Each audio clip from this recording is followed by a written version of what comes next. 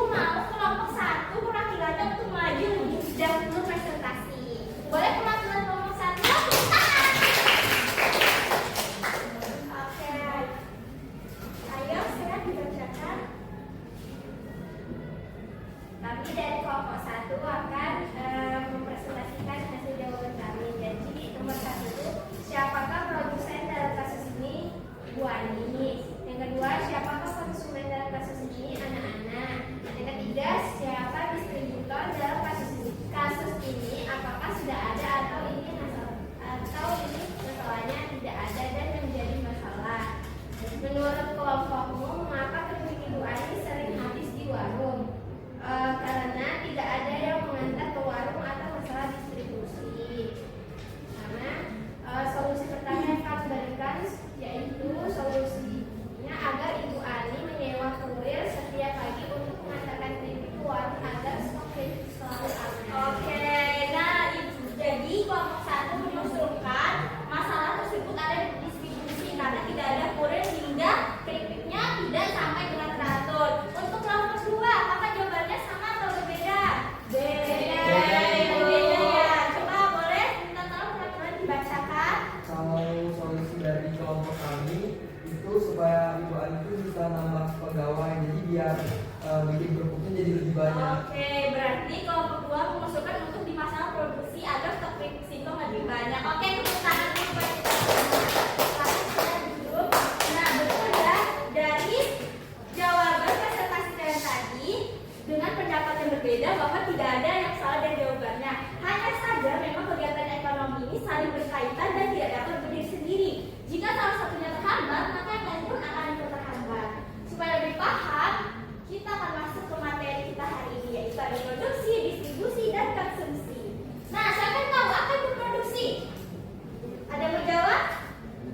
Menghasilkan barang. Oke, Nabila, menghasilkan barang. Jadi betul ya, produksi adalah kegiatan menghasilkan barang atau jasa yang dapat digunakan untuk memenuhi kebutuhan manusia. Orang yang melakukan disebut ada produsen. Ayo kita bahas contohnya sama-sama. Yang pertama ada apa contohnya? Yang kedua? Yang ketiga? Nah, ini adalah pengertian dan contoh dari produksi. Nah, yang kedua, distribusi itu apa ya? Siapa yang mau jawab? Oke, saya. Oke, distribusi adalah menyalurkan barang. Jadi benar, distribusi adalah kegiatan menyalurkan barang atau jasa dari produsen kepada konsumen agar dapat digunakan oleh masyarakat. Orang yang melakukan kegiatan tersebut disebut distributor. Contohnya apa? Ayo kita baca sama-sama. Yang kedua, oke, dan yang terakhir, Oke, kita lanjut. Jadi yang terakhir yaitu ada konsumsi. Siapa yang mau jawab apa itu konsumsi? Orang yang menggunakan barang. Ada lagi jawaban yang lain? Oke, ada yang memakai. Oke, kita baca ya. Nah, konsumsi adalah kegiatan menggunakan barang dan jasa untuk memenuhi kebutuhan hidup. Pelakunya disebut konsumen. Sekarang kita baca contohnya. Terus yang kedua, yang ketiga, nah itulah ada tadi produksi, distribusi, dan konsumsi. Dari apa yang sudah kalian kerjakan tadi, memang ada perbedaan pendapat. Ada yang melihat dari sisi distribusi, ada yang melihat dari sisi produksi, dan ibu sendiri bisa melihat dari sisi konsumsi. Hal ini menunjukkan jika salah satu kegiatan ekonomi terhambat, maka akan berdampak pada yang lain. Sampai sini kalian apakah sudah mengerti? Sudah, Ibu. Ada yang mau ditanyakan? Tidak ada. Jika sudah paham, waktunya kita uji pemahaman kalian melalui kuis interaktif. Udah siap belum? Oke, kita mulai ya.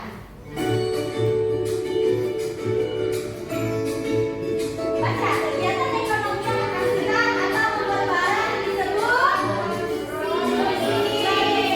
Kalian